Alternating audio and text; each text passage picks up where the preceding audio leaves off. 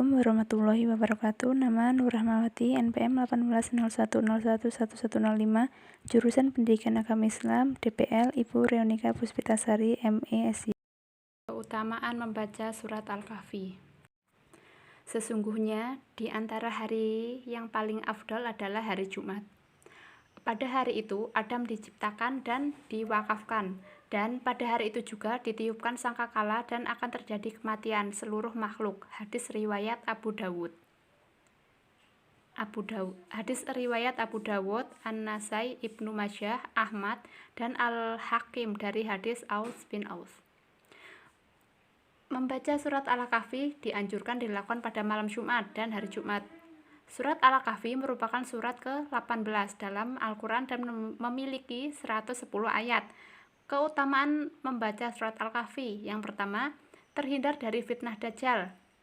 Keutamaan pertama yang diberikan Allah kepada hamba-hambanya adalah dihindarkan dari fitnah Dajjal.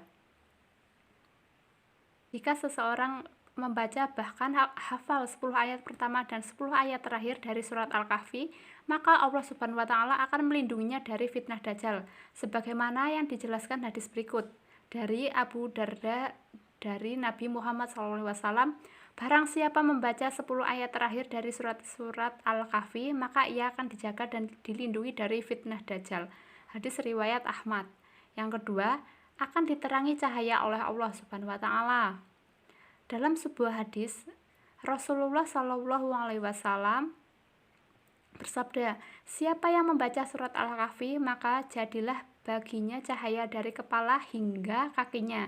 Dan siapa yang membaca keseluruhannya, maka jadilah baginya cahaya antara langit dan bumi. Hadis riwayat Ahmad. Yang ketiga, dijauhkan dari godaan setan. Keutamaan membaca surat Al-Kahfi selanjutnya adalah dijauhkan dari godaan setan. Diriwayatkan dari Ibnu Mardawayh dari Abdullah bin Mughafal bahwa sebuah rumah yang selalu dibacakan surat Al-Kahfi dan surat Al-Baqarah, maka rumah itu tidak akan dimasuki setan sepanjang malam tersebut. Dengan demikian, bacalah surat Al-Kahfi agar terhindar dari gangguan setan yang terkutuk.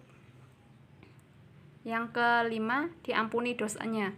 Jika seseorang membaca surat Al-Kahfi, maka Allah Subhanahu wa Ta'ala akan mengampuni segala dosa-dosanya.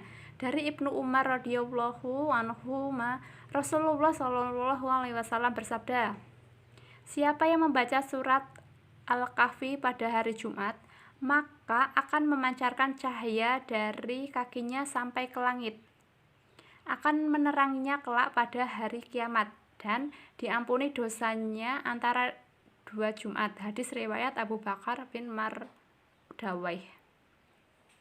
Yang selanjutnya, pengingat hari kiamat.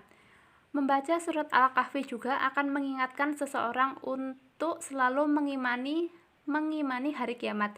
Dalam ayat ke-47 menggambarkan kondisi bumi ketika hari kiamat datang. Artinya, dan ingatlah akan hari yang ketika itu kami perjalankan gunung-gunung dan kamu akan dapat melihat bumi itu datar dan kami kumpulkan seluruh manusia dan tidak kami tinggalkan seorang pun dari mereka. Quran surat Al-Kahfi ayat 47. Yang selanjutnya, surat Al-Kahfi menjelaskan tanda kebesaran Allah Subhanahu wa Ta'ala. Imam Nawawi menjelaskan bahwa pada awal surat Al-Kahfi terdapat keajaiban-keajaiban dan tanda-tanda kebesaran Allah Subhanahu wa Ta'ala. Maka, apakah orang-orang kafir menyangka bahwa mereka dapat mengambil hamba-hambaku, menjadikan penolong selain aku? Sesungguhnya kami telah menyediakan neraka jahanam, tempat tinggal bagi orang-orang kafir. Quran surat Al-Kahfi ayat 102. Selanjutnya, diterangi cahaya di antara 2 Jumat. Banyak hadis yang membicarakan pahala membaca surat Al-Kahfi. Diberitakan dalam hal ini, orang yang melafalkan 10 ayat pertama ataupun 10 ayat terakhir menurut hadis dari surah ini akan diterangi oleh cahaya atau nur antara hari Jumat ini dan berikutnya. Nabi SAW berkata, siapapun yang membaca surat Al-Kahfi pada hari Jumat, Allah menerangi itu antara dua hari Jumat. Hadis diriwayatkan oleh An-Nasai, Al-Hakim, dan Al-Baihaqi menurut Abu Said Al-Khudari, disahkan oleh Al-Bani. Dari Ibnu Umar radhiyallahu anhu berkata, Rasulullah shallallahu alaihi wasallam bersabda,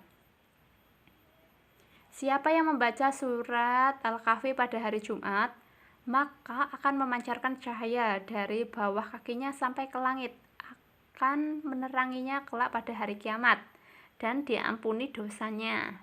Antara dua Jumat. Hadis riwayat Abu Bakar bin Mardawai. Sekian, terima kasih. Wassalamualaikum warahmatullahi wabarakatuh.